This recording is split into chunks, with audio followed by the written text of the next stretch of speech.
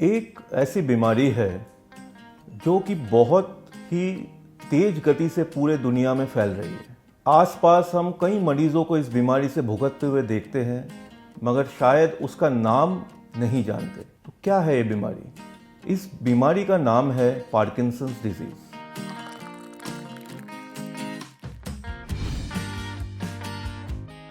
आज मैं doctor Anirban Deep Banerjee, associate director neurosurgery Vedanta hospital, इस डिफ़िकल्ट बीमारी के सरल निदान और निवारण के बारे में डिस्कशन करेंगे। पार्किंसंस रोग के जो लक्षण हैं वो दो तरीके के होते हैं। एक ग्रुप ऑफ लक्षण होते हैं जो हमारे दैनंदिन कामकाज के साथ जुड़े रहते हैं, जैसे हाथों में कंपन, शरीर में अकड़न, धीमापन, चलने फिरने में तकलीफ। और जो दूसरा कैटेगरी है उसमें कुछ ऐसे लक्षण होते हैं जो हमारे क्वालिटी ऑफ लाइफ को तकलीफ में डालते हैं, जैसे सरल काम करना, जैसे खाना निगलने में तकलीफ, कब्जी या कॉन्स्टिपेशन, नींद कम आना, स्मेल करने में तकलीफ, ये अर्ली सिम्टम्स में भी माने जाते हैं। और जैसे जैसे बीमारी बढ़ती है साइकोलॉजिकल प्रॉब्लम्स भी मरीज़ को होते हैं, जैसे एंग्जाइटी, डिप्रेशन। हमारे ब्रेन के गभीर में कुछ कोश होते हैं जो एक ज़रूरी रसायन की निजात करते हैं जो हमारे हाथ पाँव के कामकाज के लिए ज़रूरी है। पार्किंसंस रोग में इन कोशों की धीरे धीरे मृत्यु हो जाती है, डेथ हो जाती है। उसके फलस्वरूप डोपामिन की जो इजाद है वो कम हो जाती है धीरे धीरे। जिन कोशों से ये रसायन बनता है उनकी डेथ क्यों हो जाती है? ऐसे कोई कारण है जो हमें पहले से मालूम हो सकते हैं और जिनसे हम प्रिवेंशन ले सकें? दुर्भाग्यवश ऐसा कोई स्पेसिफिक कारण नहीं है पार्किंसंस बीमारी को जो प्रेसिपिटेट करता है, इंस्टिगेट करता है। कुछ ऐसे तथ्य दिए गए हैं, जैसे जो बॉक्सर्स होते हैं, जो फिज़िकल स्पोर्ट्स में ज़्यादा जुड़े रहते हैं, उनको ये बीमारी ज़्यादा होती है। मगर आमतौर पे हम देखते हैं कि हमारे जो मरीज़ है उसमें ऐसी कोई हिस्ट्री होती ही नहीं है। लाखों में कोई एक पेशेंट या हज़ारों में कोई एक पेशेंट होगा जो बॉक्सिंग कर रहा होगा। तो बाकी जो कारण है, जैसे हमारे कृषक भाइयों में पार्किंसंस की जो है मात्रा ज़्यादा देखी जाती है। कुछ लोग कहते हैं कि पेस्टिसाइड्स का ज़्यादा एक्सपोज़र हो तो ये पार्किंसंस को बढ़ावा दे सकता है।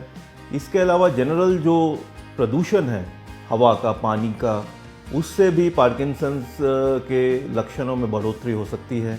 आजकल की जो स्ट्रेसफुल ज़िंदगी है, जो दौड़ भाग है, जो रैट रेस है, वो भी पार्किंसंस की बीमारी के इंसिडेंस को बढ़ावा देती है, स्पेशली यंगर एज में, कम एज में। हमें एक एहसास ही रहता है कि पार्किंसंस मतलब बुजुर्ग इंसान, मगर ऐसा नहीं है। यंग मरीजों में भी इन कारणों की वजह से आजकल पार्किंसंस की जो इंसिडेंस ज़्यादा बढ़ गई है।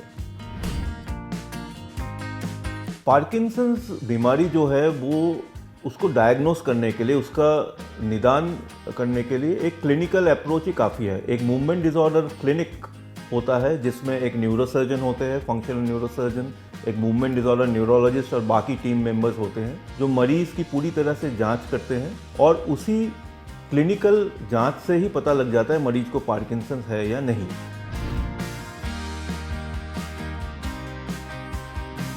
इलाज का जो पहला पहलू है वो है दवाइयाँ। तो पहले 5 से 7 साल दवाइयों से और एक नियमित फिजियोथेरेपी के रेजिम से ही मरीज़ के सिम्टम्स में आप कमी ला सकते हैं। एक चीज़ ध्यान में रहे, ये बीमारी पूरी तरह से आप क्योर नहीं कर सकते। ये डायबिटीज़ और हाइपरटेंशन जैसी है जिसको आपको कंट्रोल में रखना पड़ता है पूरी ज़िंदगी। तो उस कंट्रोल में रखने के लिए, ताकि मरीज़ की क्वालिटी ऑफ लाइफ बनी रहे, आप शुरुआत करते हैं सटीक दवाइयों से और फिजियोथेरेपी से। 5-7 साल बाद जो होता है कि दवाइयों का असर धीरे धीरे कम हो जाता है। उल्टा दवाइयों से साइड इफ़ेक्ट्स ऐसे हो जाते हैं जो मरीज़ को और तकलीफ देते हैं। जब ऐसे मरीज़ सोसाइटी से अलग थलग पड़ गए हैं, दूसरों के ऊपर बोझ बन गए हैं, उनको वापस सोसाइटी के मेन स्ट्रीम में लाने के लिए एक बहुत ही नायाब सर्जरी है जिसका नाम है डीप ब्रेन स्टिमुलेशन सर्जरी और ब्रेन पेसमेकर सर्जरी।